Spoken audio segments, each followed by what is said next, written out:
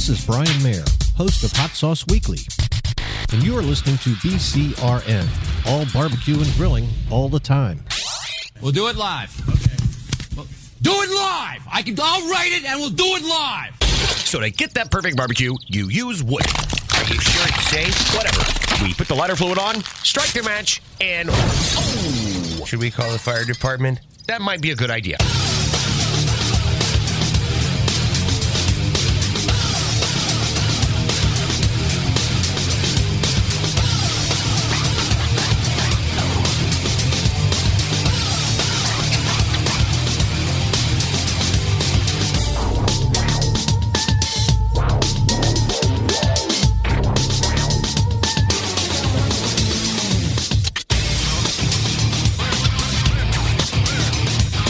Hey, welcome to the Really Big Barbecue Central Show.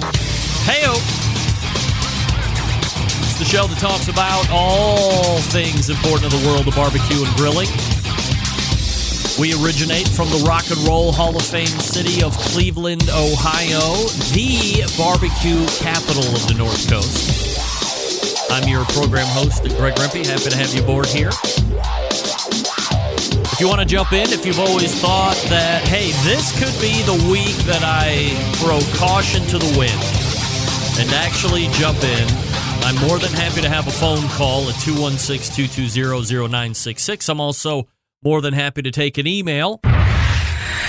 You can get in touch with the show by sending an email to Greg at bbqcentralshow.com or on the Twitter and Instagrams at BBQ Central Show. Everything else you want to find out about the show can be found at the main website, thebbqcentralshow.com. And here's what's happening in case you didn't get the newsletter. Coming up in about 12 minutes from now, he is a semi-recurring guest here on this show. He is a multiple-time Emmy award-winning food TV host. He has authored a number of books of varying fares and cooking styles. And tonight we're going to be talking about his latest venture. You know, when we talk about barbecue and grilling, especially for those of us that have rocked it out in the backyard, eventually, if you're really good at it in the backyard, you generate a fan base, whether that be neighbors and friends and family or all of the above. And some of them even encourage you to start a restaurant.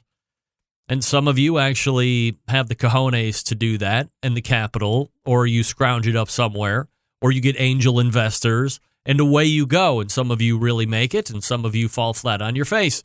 And that's the risk that you take when you have that entrepreneurial spirit, which my guest does.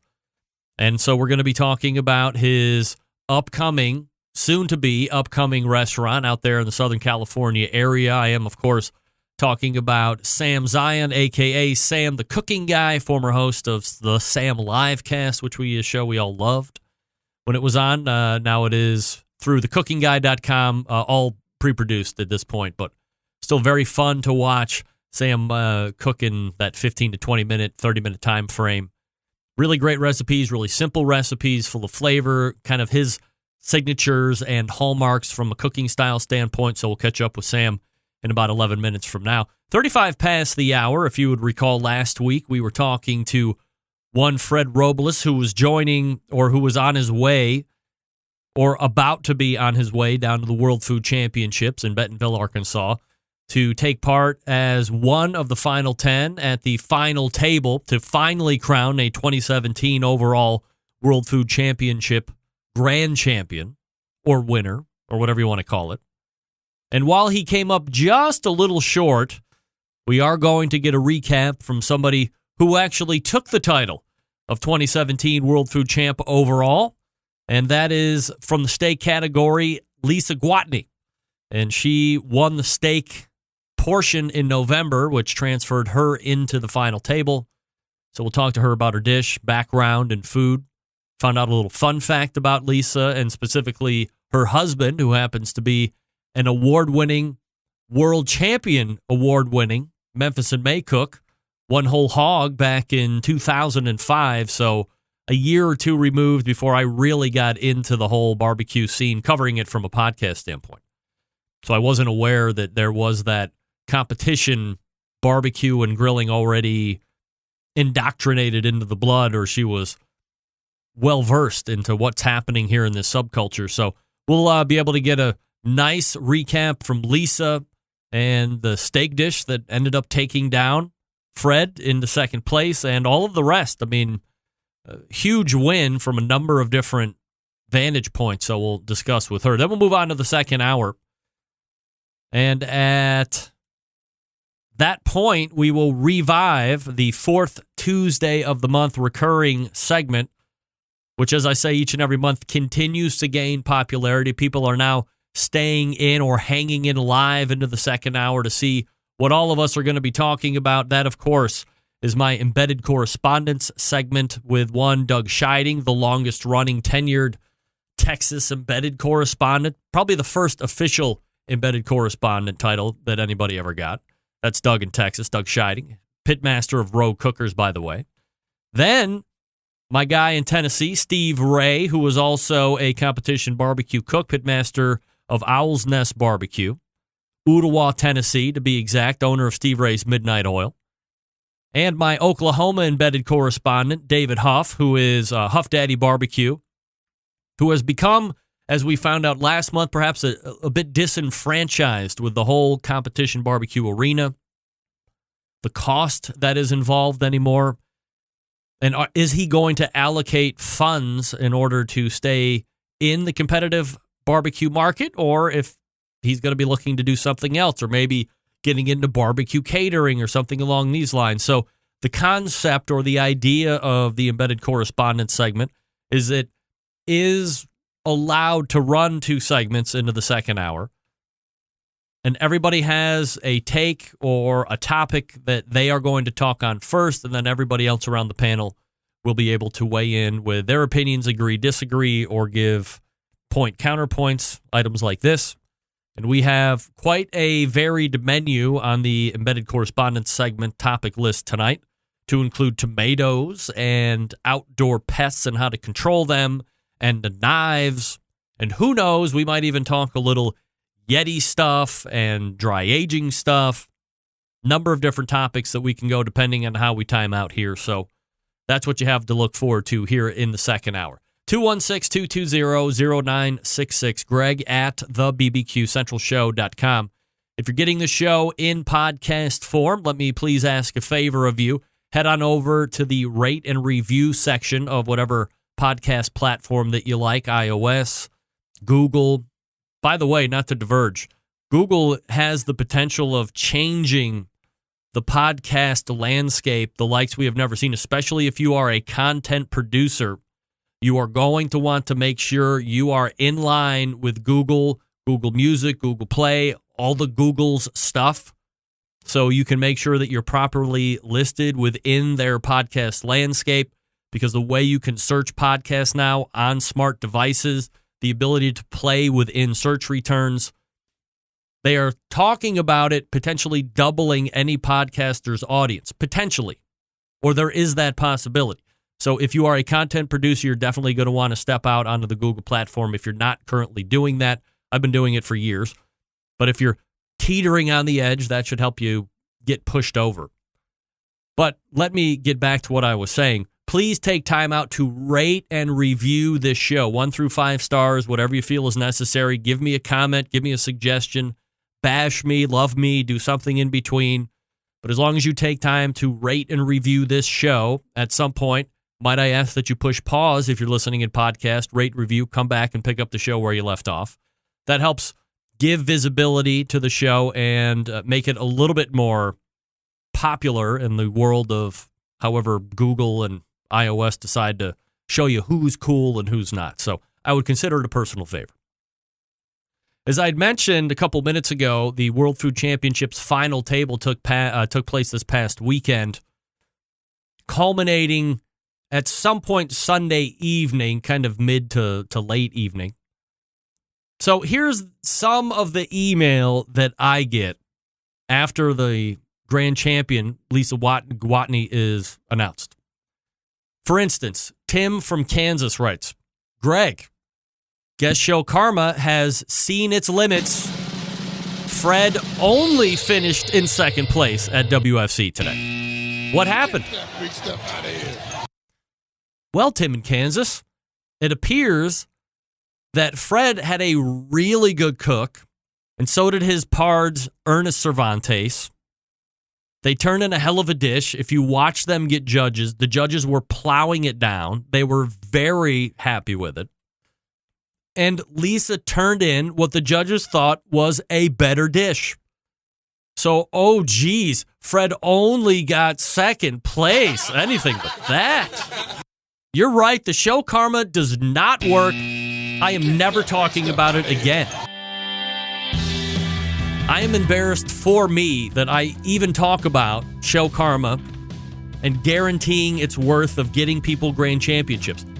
I think if you go back and look through the annals of the show, this is probably the only time that a guest hasn't shown up on Tuesday or has shown up on a Tuesday and then hasn't won or taken a GC that following weekend. And this might be out of the realm of the norm because it wasn't technically a barbecue contest. It was the World Food Championships final table. So sorry, Tim, that Fred only got RGC and that the show karma is losing its latch. Hey, let me talk to you quickly about Southside Market and Barbecue. Attention, folks, in the business of barbecue. What do you know about Southside Market? Established in 1882, that's right, Southside Market and Barbecue, the oldest barbecue joint in Texas. And they have been owned and operated by the same family for 3 generations. They offer premium Central Texas barbecue products, slow smoked over real wood, shipping, distributing, manufacturing sausages for companies across the U.S., from food trucks to multi-chain restaurants. Southside Sausage can be on your menu too. All meats are processed right there on the USDA-inspected facility. A trusted partner with a focus on quality and, most importantly, authenticity. There are wholesale options available, shipping nationwide via FedEx. Now, they also have food service distribution options via Sysco, U.S. Food, and Martin Foods, some of the biggest players in food service industry. Co-packaging capable. What does that mean? Well, that means if you are a fan of Southside Market, and you love their beef sausage or their kielbasa or their garlic sausage, but you want to sell it under your own name, for instance, I want to sell it under Barbecue Central Show garlic sausage or beef sausage, I contact Southside Market, that's southsidemarket.com, ask them about co-packing capabilities and say, I want to sell your beef sausage under my name. Voila, you're going to be able to make that happen. That's what co-packaging is all about. They do a lot of that. From R&D to package completion, Southside can follow your recipe or they can help you develop something completely new. Private label opportunities also available, as I just mentioned. Visit southsidemarket.com for more information. For podcast listeners only, if you want to try the products and you're going to be happy you did, 10% off code for online orders only. Use coupon code BBQ Central. That's BBQ Central, all one word, lowercase, for 10% off your order at southsidemarket.com.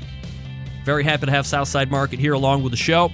And we will be back with Sam the Cooking Guy to talk not taco. Stick around, we'll be right back.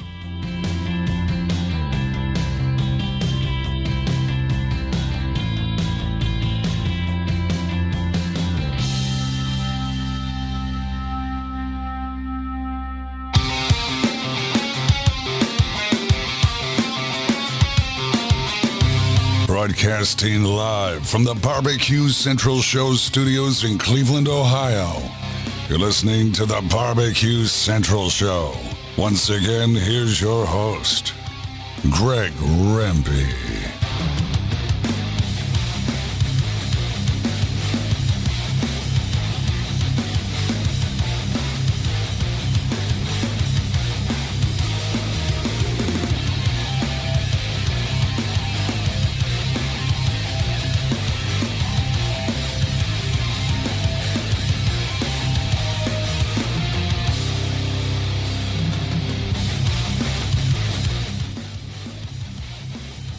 All right, this portion of the show is brought to you by Butcher Barbecue, makers of award-winning injections, marinades, rubs, seasonings, barbecue sauce, grilling oils.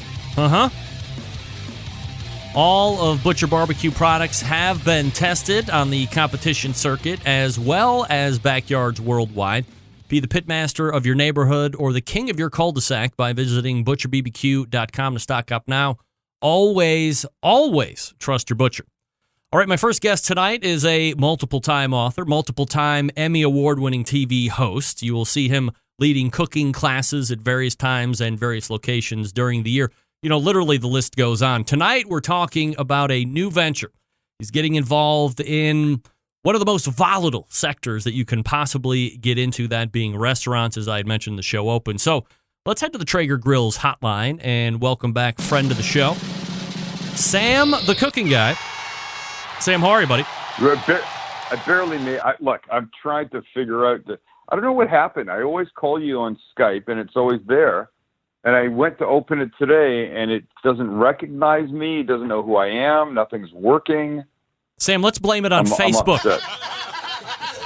Facebook overshared your information, and somehow that's gotten into the Skype network. And Zuckerman has screwed me up. Zuckerman has? Yeah. Yeah. Mike Zuckerman, he's the worst. We hate him.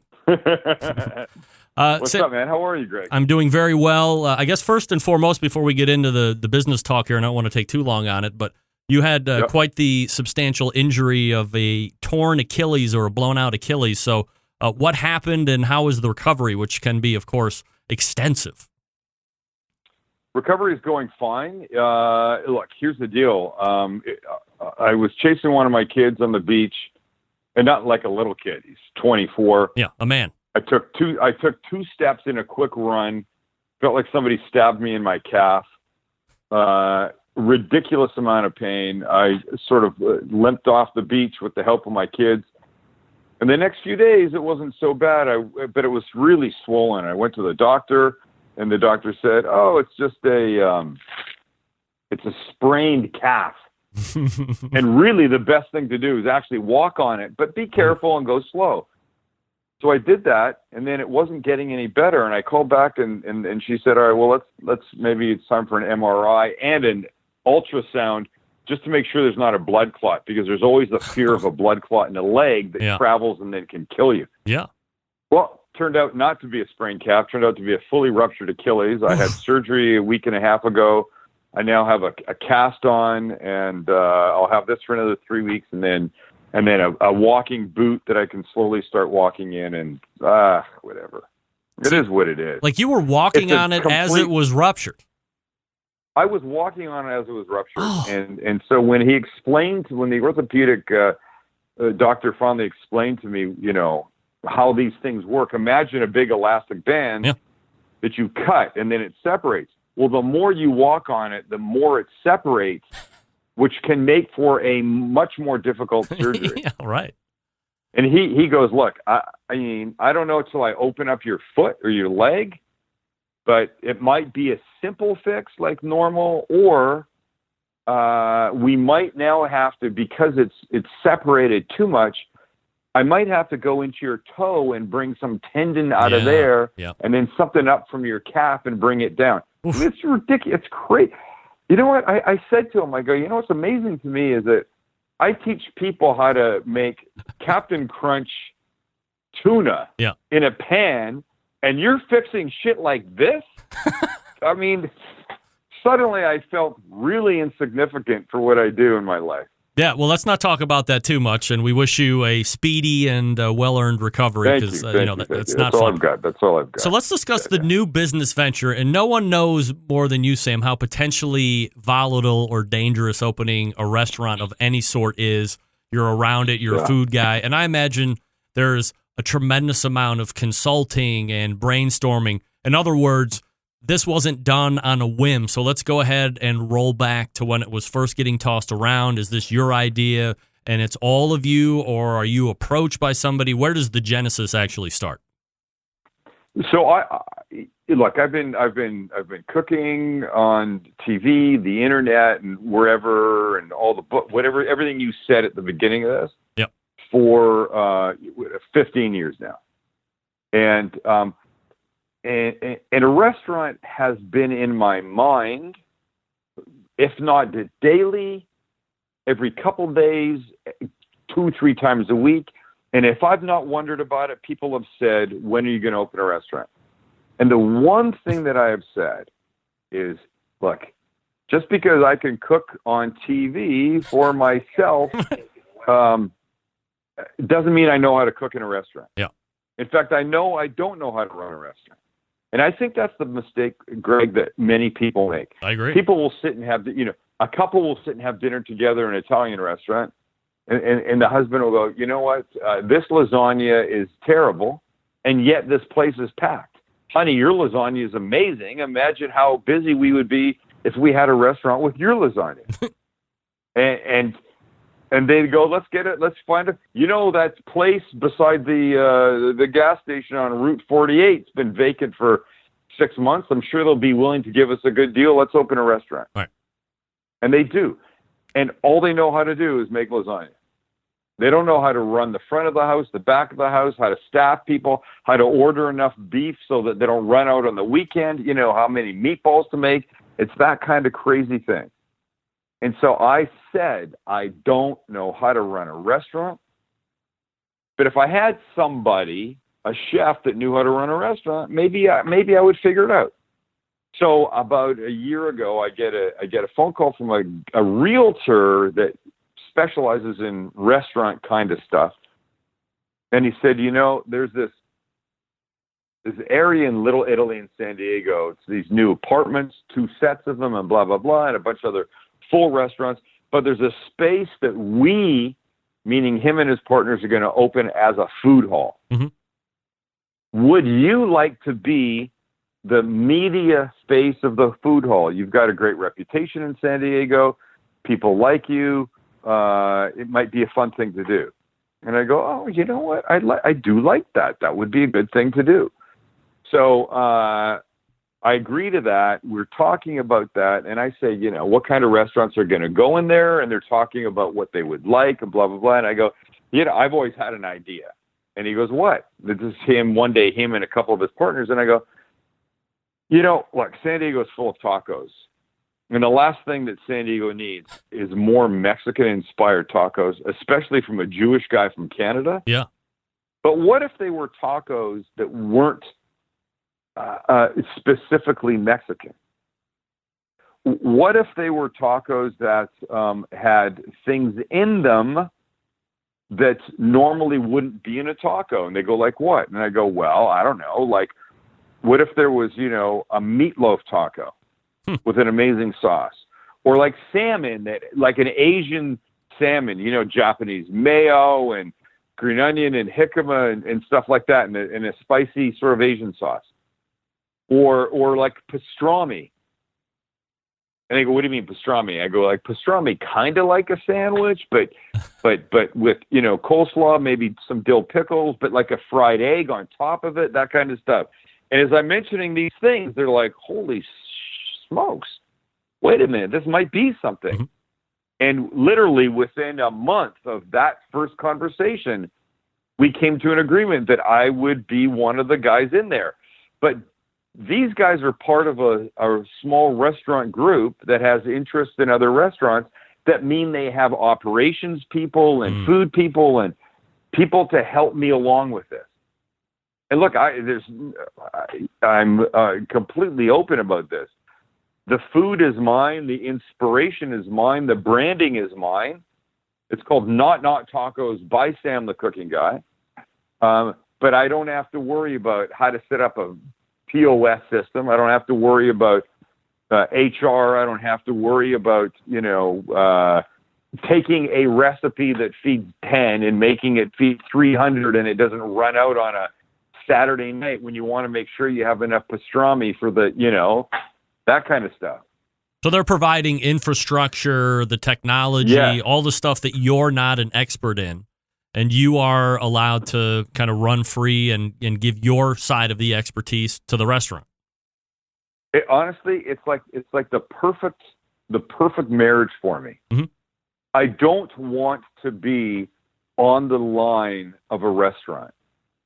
I don't want to be standing in the back making tacos, cooking pastrami, making a curried egg salad taco with bacon and tomatoes in it and some green onion. As good as it is and as wonderful it is, as it is, that's not what I do not want that to be my life, because I don't know how many of your listeners are restaurant people, but it's a rough life. Yeah. It's not easy. So are you... And so it's work. Go ahead. I was just going to ask, are you having skin in the game? Like, do you have an ownership interest, or are they... Yes, I do. You do? Okay. Yes, I do. But yes. So, yes. you know, which is good. Which is good. Yeah, for sure. You know, that's all good. And I really like this group. They're doing the things, you know, I said to Kelly the other day, my wife, you know, I get an email. They go, here's what the website can look like. Let's talk about it. What are your thoughts? What do you want? That kind of thing. You forget how many things are involved in starting this kind of stuff.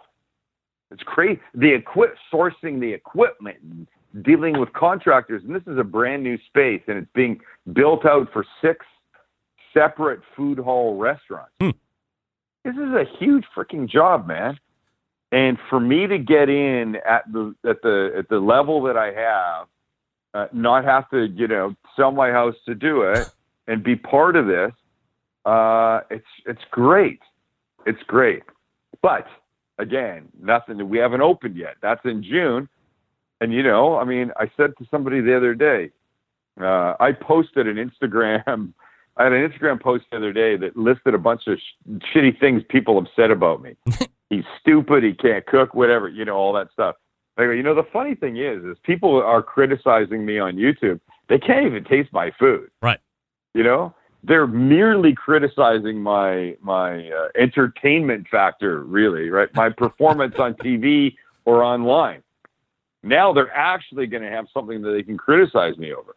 They're going to be able to say, oh, that meatloaf taco was a piece of crap. I'd never eat that. I wouldn't give that to my dog. You know, I got a comment today on YouTube. I've got a really good following on YouTube. We got, you know, 42,000 people have subscribed to the YouTube channel. And every so often I go on and I read comments. Some guy today, he's kind of like a fat Kevin Spacey. I mean, fat? I don't know what does that even mean? Yes, I'm a fat Kevin Spacey. Wow.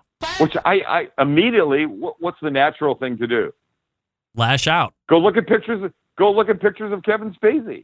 And I'm like, wait a minute, I don't think I'm fat compared to him. No, I don't even think you look like Kevin Spacey. I have to say, in a couple of the pictures, there was a little bit of a resemblance, but only when he was wearing glasses. But look, that's the internet. That's, you know, look, you know, I'm a Howard Stern fan. Yeah. I know you're a Howard Stern fan, right? Yeah, big. Right, big fan, right? And when the show ends, I'm gonna be unhappy, as I'm guessing you will be, and many people will be.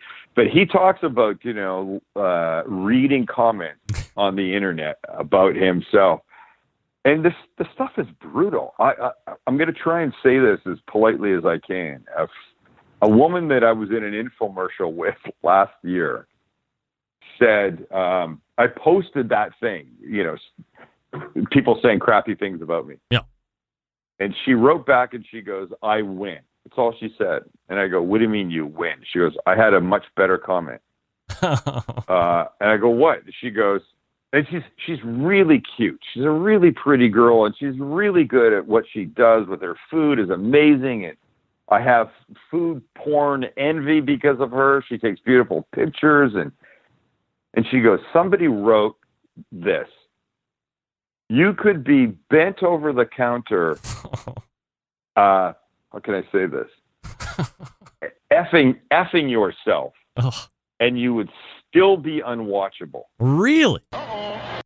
Can you believe that? Yes, of course, because there's complete anonymity behind a computer screen and a keyboard. There's absolutely no risk. Say it to somebody's face, and you might get popped, or at least smacked. So here's the question. Who were these people, you know, 15 years ago before there was, you know, social media? Where did they put their anger? They just stayed home. They yelled at the wall. They That's walk all. up to a clerk in Kmart and say something terrible? Yeah. No, they didn't say anything because there was always a chance for them to get their lunch eaten right in front of them. So now they have the ability to just lash out with zero repercussion. It's probably made them a little healthier from a day-to-day standpoint, except online. Look, I don't think there's any other sector of the internet as far as people that are just rude and negative and always are pounding people than folks in the barbecue and grilling industry, especially on the competition side. Oh. I mean, there's just a small handful of these same guys that are out there pounding and pounding no matter what. And you're like, nice life you seem to be leading. If this is the persona that you're putting off online, like I would never want to meet you in real life. But I mean, what can I tell you? Look, it's amazing to me. Look, when I first started, and people would write and say you're an idiot or you're stupid or you can't cook, I would take it personally. Yeah. I would write back these long emails. I'd be like, you don't know, and I'm trying to do this, and Kelly would say, "What are you doing?" And finally, one day, I just woke up and it all affected me. And then one day, thanks to Kelly saying I didn't need to be like this, it just stopped. It's like, and then it became like water off a duck's back. I don't care. Yeah. And they can say anything they want. Somebody could say I could be bent over the counter effing myself, and I still wouldn't be watchable, and I'd be okay with that. But I'm amazed at the fact that it actually happens. If you don't like something, if I'm flipping channels and I come across a TV show that I think is stupid, the last thing I think to do is find an email address and send the producers a note telling them how much I think they're stupid. Yeah. And the funny thing is when I get emails from people going, "You were really stupid. I hated you when you did that grilled peanut butter and jelly. And then I saw you do the Asian chicken salad, and that was even dumber. And then I watched you do the whatever burger, and that was even dumber." I'm like, wait a minute. If you hated me right away, why are you still hating me 3 episodes later? Yeah, right. You just named 4 extra independent episodes. Thank you. Thank you, my biggest fan. Exactly right. Thank you. Yes, exactly. Thank you. Oh, my God. Right. All right, so we have a potential opening of June, correct? Or that's for sure? June 25th. Yes, I think that's the last Monday in June. All right, I got about 2 minutes left. And so let me ask you this question. You do have skin in the game. Yeah. But yeah. So you have the infrastructure folks. Is that the Grain and Grit Collective? Or is that those people? It's Grain and Grit. Okay. Yeah. You've done your homework. Of course. So they have stake in the game. They're providing, a lot of this backbone stuff that you don't have the expertise in. You have skin in the game. You're providing the culinary ingenuity and the creativity and getting this menu together. Yes. In the end, we've done. Do you still have more at risk because you are, Sam, the cooking guy, 13-time Emmy Award winning, the face of Southern Los Angeles cooking by and large, than they have to risk? Yes, I suppose I do. And don't think that concept has not been lost on me. Yeah. Kelly and I spent a lot of time talking about that. What if it sucks? What if just because, look, we've had a bunch of tastings, right? My partners and I came here to my house, and I've made the tacos, right? There's 8, 9 people in the house, and I make 8, 9 versions of everything. And the problem we've had is deciding which ones, because it's a small space, you can't have 20 things. Correct. You can have 8 or 9. And so it's a good problem. How do we decide which ones to get? Everybody's loved the food. But the reality is, in the real world, what if people hate it? Then what happens? And that's a question that we've asked ourselves. We've said, you know what? No risk, no gain. Yep. You kind of feels like an obvious thing. I had a friend, a guy. Well, I had a guy in a supermarket say to me one day, "Hope you don't lose your fucking shirt, dude." I'm like, really? That's what you say to somebody? And I had a friend of mine go, "Well, what happens if you end up in airport food things?" Okay. And I'm like, and that's a problem? Yeah, How? right. Now we're growing, Put me in right? 30 airports. I'll be very happy with that. Yeah. Michael Simon's in airports, by the way. Yeah. And you know what? So is Wolfgang Puck. Yeah. Yep. And look, we look for that. We want acceptance. We want global acceptance. We want to be everywhere. The goal is not one not tacos. I mean, it could be 5 or 10 or 15 if it makes sense, or maybe even the next step would be a bigger restaurant. And with the partners, we have conversations about what could be next. How could it be different? Let's take this little restaurant collective and make it a series of restaurants, and they could be different. They could be more of the same, whatever. That's the fun part. This feels like the next chapter for me. And the exciting part, because there's only so much TV you can do and internet and stuff like that. Though it's fun and I dig it and stuff, but I feel like it's time. It's time. So I'm jazzed, and we'll see what happens. Yeah, June 18th is the first. June 18th, right? I think that's the 25th, whatever 25th. That Monday right. is. June 25th. Right now, but of course, look, it's brand new construction. So there are things, the city permits and inspections and stuff like that are going to may stretch it. But right now we're looking like we're targeting that last Monday in June. All right, that's the first hurdle to clear, and we'll see how it goes. The website, by the way, if you want to keep up with progress or take a look at the menu, all that stuff, if you're going to be in the area, nottacos.com, and it is Sam the Cooking Guy and my buddy Sam Zien. Sam, always appreciate the time, my friend. Good luck, and we will catch up. Thank you, brother. You got it. I appreciate everything you do. I appreciate you. Thanks for coming on. There he is. All right, man. See you. Sam Zien. Talking about not tacos. All guests appear via the Traeger Grills hotline. Not tacos, right? Yummy. All right, so we will keep progress with Sam and see how not tacos transpires down in the southern Los Angeles area, Southern California.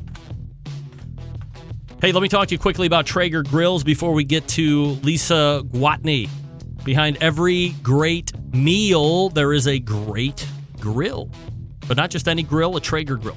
And the Timberline is Traeger's most advanced grill yet. It allows you to grill, smoke, bake, roast, braise, and barbecue like a pro, no matter your barbecue level, thanks to its incredible wood-fired taste. Seriously, you don't know flavor till you're cooking with it. Traeger grills use all-natural hardwood pellets as fuel, so you're literally cooking with flavor, from low and slow smoked ribs to seared steaks, even baked apple pies. Traeger can handle it all. And the Traeger Timberline makes it even easier thanks to the Wi-Fi capability.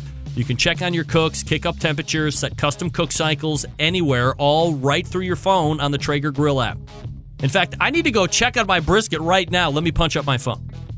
Find one at your local Traeger dealer or check them out on TraegerGrills.com. Also, if you want to beef up the barbecue game, Traeger Shop Class is going coast to coast, bringing you barbecue knowledge and amazing wood-fired food everywhere they go. Taught by professional pitmasters like Doug Scheiding, Chad Ward, Danielle Dobovsky, Matt Pittman, the list goes on. You'll take home all the skills you need to reach barbecue glory. Find a shop class and sign up today at TraegerGrills.com/shopclass. That's TraegerGrills.com/shopclass. I will have a review of the Timberline 850, which I got just this past weekend and fired up once on Sunday. Talk about assembly, show you pictures, all that good stuff. But coming up next is Lisa Gwatney, WFC 2017 Grand Champ. Stick around, be right back.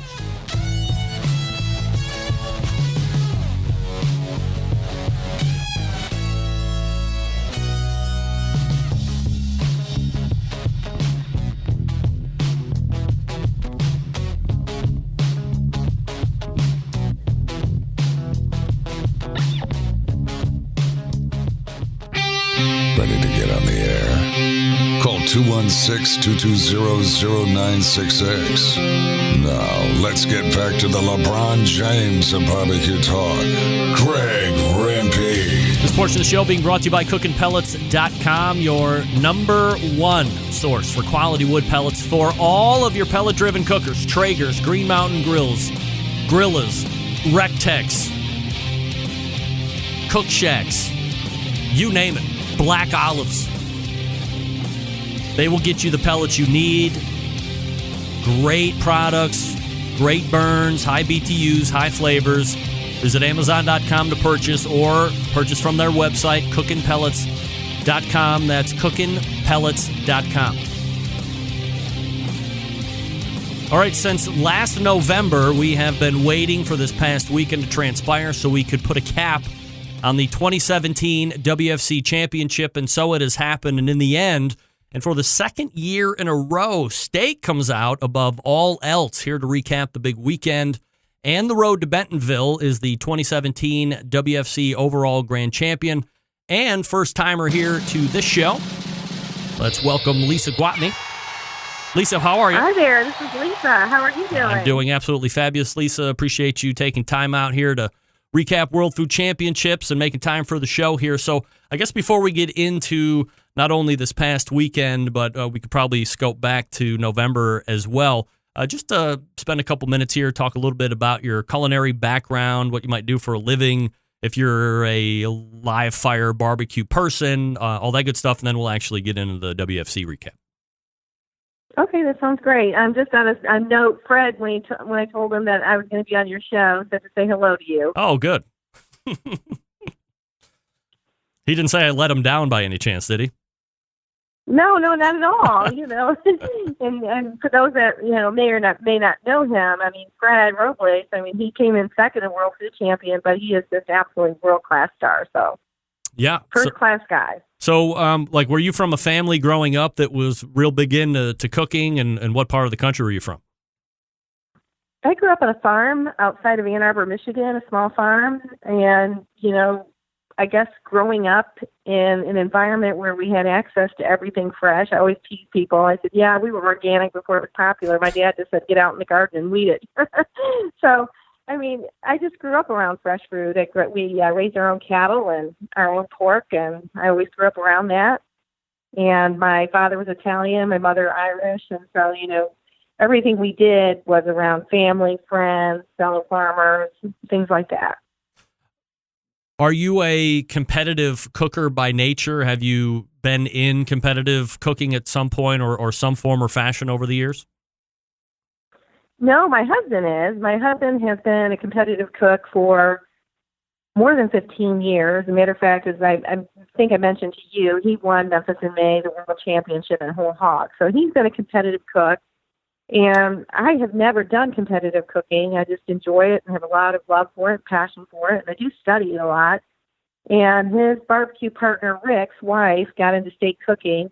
She said, let's let the guys go do the barbecue. Let's go do steak. Let that be our thing. And so just about a year and 3/4, almost 2 years ago, we got into the Steak Cook-Off Association. And, getting into it's really easy. You just need a grill and a table, and you can set up and you can enter one of their competitions. So I ordered the portable kitchen grill, the PK grill, and a set of grill grates, which anybody that's in the steak circuit, that is the most popular surface to cook off of, and I've fallen in love with it. I've got 3 of them now. And I won at the Q on the Yazoo, which is a joint barbecue steak cook-off in Greenwood, Mississippi, which gave me the World Championship golden ticket. And at the time, I have to be honest, I didn't know what it meant. I was just told that I had access to, enter that competition. And I was falling in love with, competing competitively in the cooking circuit. So I went ahead and enrolled. And then when I started to get a better sense for what it was, I have to say, I almost didn't, people tease me. They say, oh my gosh, you almost didn't go. And I literally almost did. My husband had to talk me into going because I didn't feel like I had the experience or the background to compete at that level. And we went and we won in Orange Beach, and then we went in Bentonville and we won there. So I honestly am still pretty shocked because every one of us, all 10 world champions are champions, and we became great friends, and everybody cooked amazing dishes. I mean, basically the judges got to eat food from 10 world champions. Yeah, I don't think you get to that point in that competition and not have the opportunity to eat 10 world-class dishes, that's to be sure. When you were at Orange Beach in November and you're doing the steak, what kind of a recipe did you put together? And by chance, did the recipe that won you the steak title in November carry over, and was that the recipe that you executed this past weekend? So when we went to Orange Beach, we had to cook 3 times. There were 3 rounds. The opening round consisted of 2 recipes you had to cook, and then there was the final round. So in the opening round, you had to do a structured dish as your entry, the first round that you had, and that was a shish kebab, and they were very specific. It had to be chunks of meat, etc. And so what I chose to do there was I took some beef tenderloin and I made an Asian-inspired beef shish kebab where I put shishito peppers and I did red onions, shishito peppers, the beef, and I made a marinade with different types of Asian flavoring, garlic, soy sauce, honey, ginger, etc. And I marinated that, and that was our first entry. Our second one is a dish that I do cook a lot at my home. It's my signature dish, and I used a Wagyu ribeye filet that we grilled on their grill grates because they gave us grill grates there. And I used my steak rub that we call Lisa's steak rub. Our neighbor calls it LSR. And I made a brandy green peppercorn cream sauce, which is one I commonly make at my home. And we served it over some mushrooms, and that was the signature dish. And that got us entry into the top 10. That put us number 8 in the top 10. So I knew going into the top 10, I was going to have to cook a lot harder than the others because I was number 8 in the lineup. And then they gave you the ingredients for the last final round. And it was ironic because they gave us Cisco provided these wonderful bone-in New York strips. They were really pretty steaks. And then they gave us coffee, which I don't drink coffee because it's not my favorite thing to drink, but they gave us a particular brand of coffee called Kenya Benya Estates, which actually means champion. And so it was kind of ironic that we had an ingredient I wouldn't eat or drink, but I thought, well, if I was going to eat or drink coffee, this would probably be the one I would want because it was really a wonderful coffee. So I decided to make a chili-infused coffee rub with some dark brown sugar, and I wanted to serve it Crab Oscar style because we were in the Gulf, and I wanted to take advantage of the wonderful seafood they have down there. So that's what we did. We rubbed the steak with this chili rub. They had some paprika, a couple different kinds of chili, some dark brown sugar, salt and pepper, etc. We rubbed it, and then we grilled that off, and it grilled up.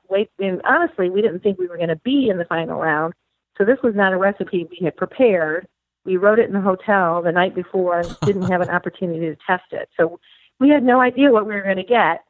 But when we grilled it, it was beautiful. We were happy with it. And then we used lump crab meat and claw meat, mixed it together. We made a béarnaise sauce. And we had some roasted asparagus that went with it. And so when they called us up there and I won, I honestly could not have been more shocked, which is evident in the video, which is kind of embarrassing because I was jumping around. My husband's like, she's jumping like she got a new pony. But I was, completely shocked. And so to answer your last part of your question, is that the recipe I took to Bentonville? And the answer is no. When we had so much time, I told my husband wanted to go with what got us there because I think we should cook the recipe that got us there. And I said, not with this much time to reimagine and re-envision what the recipe could be like. So we tested some different things. And what we ended up cooking in Bentonville was a very different dish. We did go back to the Wagyu ribeye because after testing all of the different kinds of steaks, and trust me, we've tested a lot of steaks, we landed back there and we said, yes, that's the one we want to take. And we tested everything from a rib cap, the whole gamut of possibilities. And so we chose that one again, and we decided to serve it this time with a medley of wild mushrooms, some seared foie gras, and I made an Amarone reduction sauce that went over that. And then I did a potato galette that I did with some truffle butter and seared it off. They were Yukon Gold potatoes. I put them on a mandolin until they were a 16th of an inch thin. And I put them initially in a cupcake pan because I wanted them to set up in these stacks for visual purposes. Then after they, got tender, I inverted them, put them in the convection oven, and crisped them up. And we had some steamed carrots on it. And when we turned it in, we were just, we were happy. We looked at the dish and we were happy with it. We felt like we had accomplished the recipe that we came to, complete. We had no idea how we would, stack up in the top 10 because if you were there and you were looking around the room, they were all amazing. And I got to taste most of them. I didn't get to taste everybody's, but I did taste Fred's, and it was delicious. I was like, oh my gosh. I actually told my husband, I said, he's the one to beat. That is just the most amazing barbecue. And he just was a, real gentleman. But if you looked across the whole room, everybody's was great. I didn't taste the dessert because it was so good. My husband ate it. But every single person brought their A game. So when we were sitting up there and we were waiting, and they said number 10 and then number 9, and there were two of us from Memphis. So Tommy Scheid from Memphis did the burger. Yep. And we go to his restaurant. It really is truly the last burger on earth. It's fabulous. So I was looking across from him, and then, he came in fifth. And so he was looking at me. He pointed at me and said, "You got to bring it from Memphis." I'm like, "Oh yeah, no pressure there." But I just kept looking at him because he was kind of keeping me calm, just looking at him. And then they called the last three of us on the stage. And when they announced I was the winner, I mean, honestly, I was so overwhelmed because all I could think to myself as I was standing there is that every single one of us should be up on the stage. And that's just truly how I felt about it, because we had become friends. We spent the weekend together. We talked on Facebook throughout the months preparing for it. So it was much more than a cooking competition for me. The relationship built will last a lifetime. The last three winners of the previous World Food Championships, now granted, this version of the WFC is different. I don't know if you know anything about how the last 6 champions have transpired, but it's all happened at Orange Beach in November, or wherever the World Food Championships was that year. But it took place over a week, and then the winner was crowned, and then everybody went home. This was the first time where you had months in between from where it ended in 2017, and now you're finishing it in 2018. Did you feel, I'm guessing you felt the gap kind of helped you and be able to refine and try out a bunch of new recipes, but was there a bunch of other media opportunity and publicity and hype that you were involved in? Because that was one of the things that Mike McLeod told me he was hoping to do by stretching it out or bookending one year with getting 10 finalists and then opening up another year with a final table, was to maximize time in between there to make sure that he was putting those 10 finalists up in proper media positions and trying to really push them out into the public to showcase. Did you feel like that was something that happened? No, I absolutely do think that happened. And, it's interesting because, you're in competitive cooking, I am, and, I've watched my husband do it. But for those that aren't in the competitive cooking, area, they never hear about it. They probably don't even know about it. They're not even sure how to get involved in it. So when they hear about these competitions, I don't think generally people understand the magnitude of preparation and what goes into it. So I think it not only gave us more media awareness, but I think it brought competitive cooking in this format more into the public eye and gave greater appreciation and understanding of it, because people have been asking me tons of questions. Well, how do you get involved? And, how did you get to go there? Do you just go? And I don't know, you have to, win locally or, a qualifying event. And so I think it accomplished a multitude of things. Number one, as you said, it accomplished giving us, much greater visibility. It also gave us additional time to consider the recipe we wanted to do, and that could either hurt you or help you. Mm-hmm. And the last thing is, like I said, it brought competitive, cooking as a sport and made it much more transparent for those that may not be familiar or even consider it a sport. So I thought that was an extra bonus that happened as well because of the amount of, publicity that was surrounding it. Lisa, do you ever get steak when you go out to eat? No. Never? Well, I can't say I never do. That's probably not a fair statement, but I would say I rarely do. Do you prefer grain or grass-fed? That's kind of a mixed question, right? So I do like some grass-fed, but I don't like all grass-fed. And I know it's probably a loaded question. Sometimes grass-fed is a little bit too lean. So I do like a grass-fed ribeye, and I think if you get a good grass-fed ribeye, you can really produce a great steak. So, and I prefer the grass-fed ground beef for, like, if I'm making bolognese sauce or something like that. So I think you have to pick and choose. There's so many different varieties of meat that you might select. So you have to select what's best for the purpose of what you're making. Yeah, I prefer a grain-finished beef for steak. It can be started on grass, but I prefer the grain finish myself. A lot of people like grass all the way through, but whatever. Are you a big fan of dry aging as well? I am a big fan of dry aging. My brother lives in Tennessee also, even though we grew up in Michigan, and he has a farm, and he will grain finish his at the very end, and he will dry age them. And I'm wary of getting some of what he produces. So, yeah, I like the dry aging. How many SCA events do you have on the docket this year? I haven't had a lot on the docket this year. I'm trying to think. It might be only 3 or 4. By this time last year, I had more. I was supposed to compete right before we went to Bentonville, but I ended up under the weather that weekend, and it was raining. And my husband said, he said, I'm not really sure you should go out in the rain and cook in a competition, because if you get sick and we have to leave in a few days for Bentonville, that may not be the wisest choice. Yep. And he was right. So I gave my entry to somebody else. They had a friend of theirs in town, and they transferred it over to him, and he was able to cook under, my entry. So I hated that I missed it. But we are going back to Greenwood, Mississippi this year, which is the place I won my first place award that entitled me to go to World Food Championships. I'm really looking forward to that. They're very different formats, the SCA and the World Food Championship, very different. The Steak Cook-Off Association, their goal is, purely around the steak and producing the best possible steak you can. And at the World Food Championship, you have a lot more, latitude with the ingredient that you've qualified in. So they're different formats. She is the World Food Championships 2017 overall grand champion, and it comes through the steak category. It's Lisa Gwatney. Lisa, really appreciate the time tonight. Thanks so much for doing it. Thank you so much for having me. I really enjoyed it. You got it. There she is, your 2017 champ, ladies and gentlemen, Lisa Gwatney. All guests appear via Steak the 2 years in a row, Grills by the way. hotline. Anybody keeping count of that? That's right. Steak. Yummy. Steak 2 years in a row. Kerry Luke last year, and Lisa Gwatney this year. Congratulations. By the way, those are ladies. Yeah, baby.